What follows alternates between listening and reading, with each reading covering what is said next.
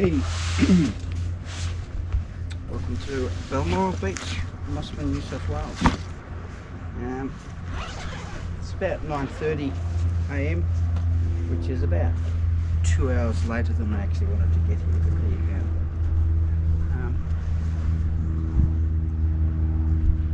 I just realised I'm right where I want to take a photo. It's okay. Today I'm playing with a wooden 4x5 camera called the Tachihara, Japanese, very lightweight. Now, move this.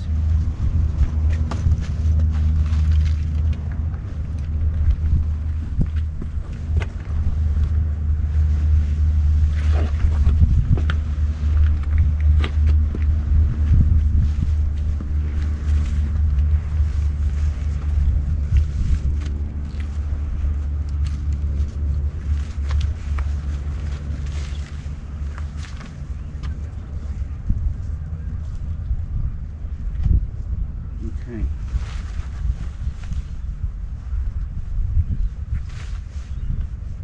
This particular shot, to get what I want, I'm going to need quite a bit of front tilt to get everything in focus.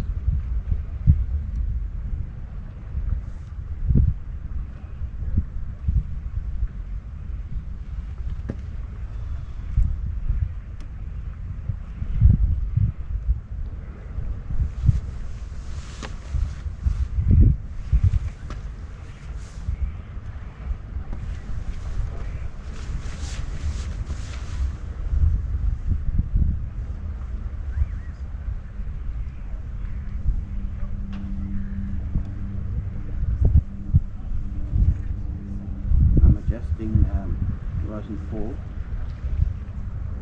in the camera. You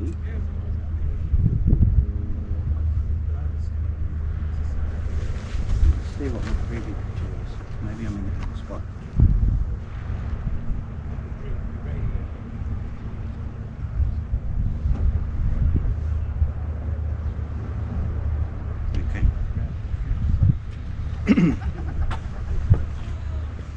So my preview picture was,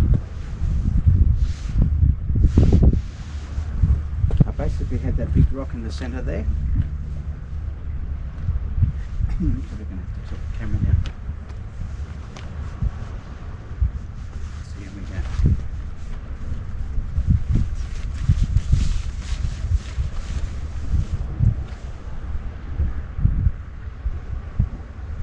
The problem is I can't see the big rock in the center.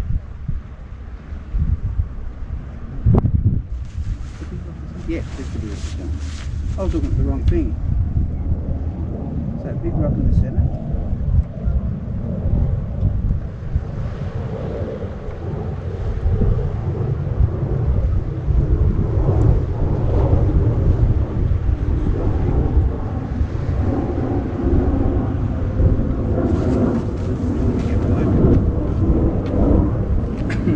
I'm not going to obsess with this as far as composition and such goes, because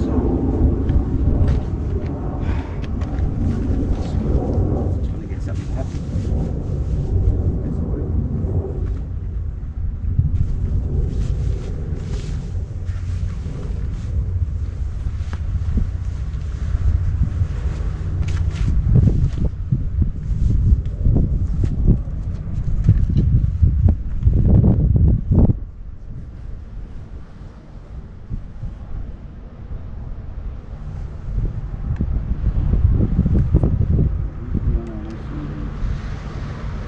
One thing you've got to do with these cameras, whether you take film or not, is you've got to practice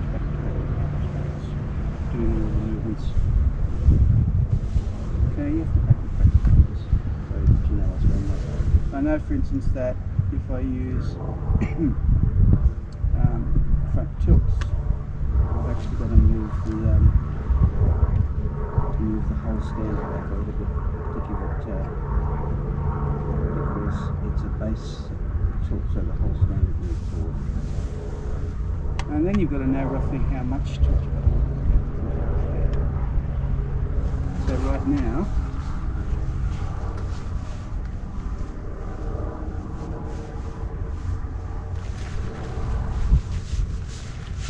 what I'll do. Tell you what I'm going to do.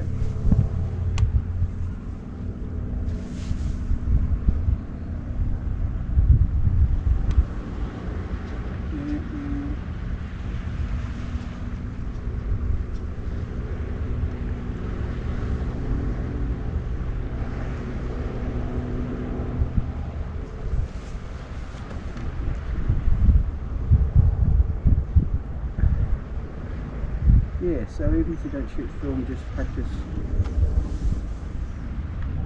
getting the camera movements right.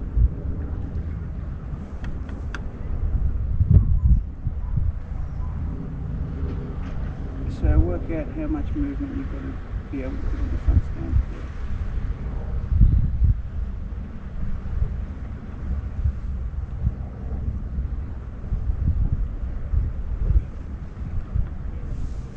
Okay, so get my phone out.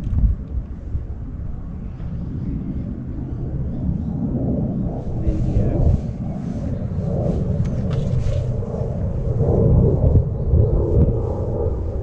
There's the ground glass.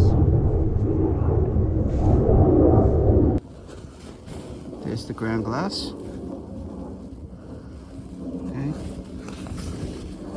Bit of a hot spot, but don't worry about that. It's funny, the eye doesn't really notice that hot spot, but the camera certainly does. And this is the foreground. This is the rock in the foreground. That's the rock in the midground, and here are the trees in the background are basically at infinity. The lens is wide open.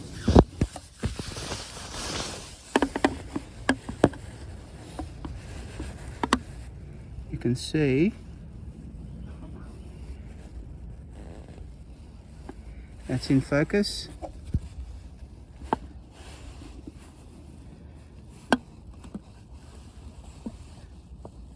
And that's in focus.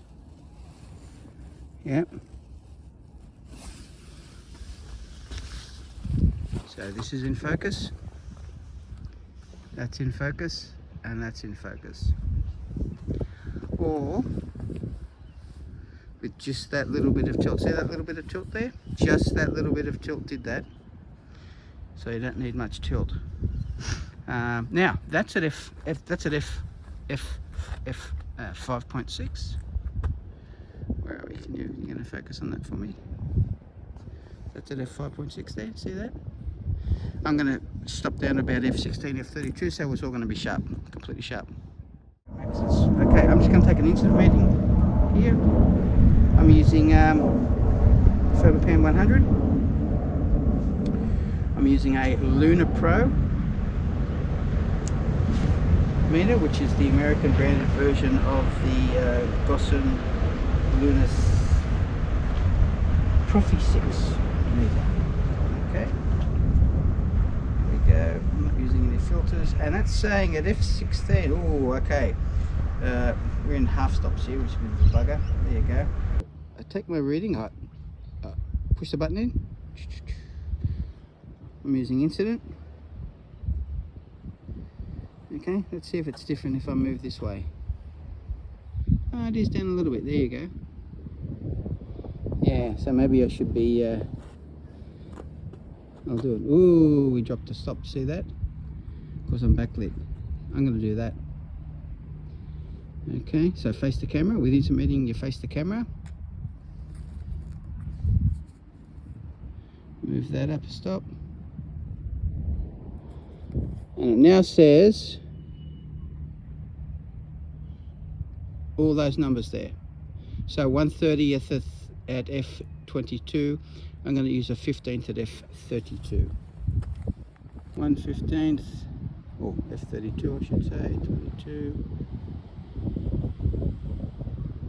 32, it's a bit blurry, sorry about that. And set my shutter speed to 1/15th, you can see that there. Great. working. With these Seiko shutters, that's the open and close there, it won't fire if it's open, so if you do a test fire, you know your shutter's closed, which is good. Anyway, this little Takahashi, whatever, yeah. I got it cheap, quite cheap, because you can see these bellows are very scrunched. Now, they all are. All folding cameras have got scrunched bellows because people never pack them away properly and the bellows scrunch. Now, amazingly, I bought a new bellows for this. It just arrived yesterday, but this camera arrived about a week ago. Except for a couple of little pinholes there and there, the bellows are completely fine, so I'm actually not going to put new bellows on it. These bellows are leather with silk on the back. They are paper thin. They are really, really thin. It is, which is one of the reasons, of course, why it's such a lightweight camera. There we go. There are 3 versions of the camera. There we go. There's the back. Okay, 3 versions of the camera. This is the earliest version. Oh, the other reason that it's cheap is there's a locking knob here that unlocks to tighten this up, and that's how you swing the back. But it's broken on this one. Okay, the little handle's broken off, so I've just locked it down for no swing, and it's perfectly fine, and I'll work out how to fix it up later. So I got a working 4x5 field camera for just over 600 Australian dollars, including shipping from Japan. So I'm pretty happy. Yeah, so they are out there. They are very much out there, and I'm liking it. I mentioned earlier, I'm sort of going to get distracted now that I'm talking. Now that you got me talking, I mentioned earlier that field cameras are great, except they're a little bit flimsy. This is what I mean. There's not a lot holding that front standard there, and that's actually nicely rigid, but that's 100. I added this mark here, 135, 150mm lens goes out to there. 180mm lens, you've got to wind it out to about here. The longest lens you can use about 300, and at that stage it's all the way out here. This inner bed moves out. See that? There's quite a bit of movement, and if you've got a big heavy lens there, it isn't pleasant at all. Okay, let's do this.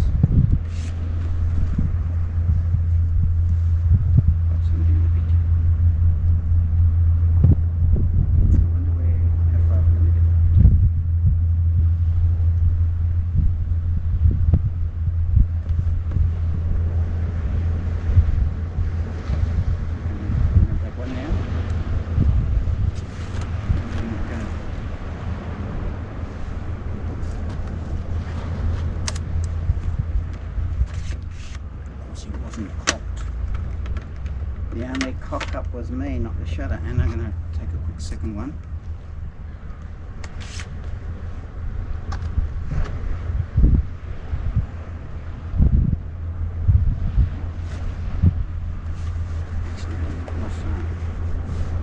Now I'm leaving the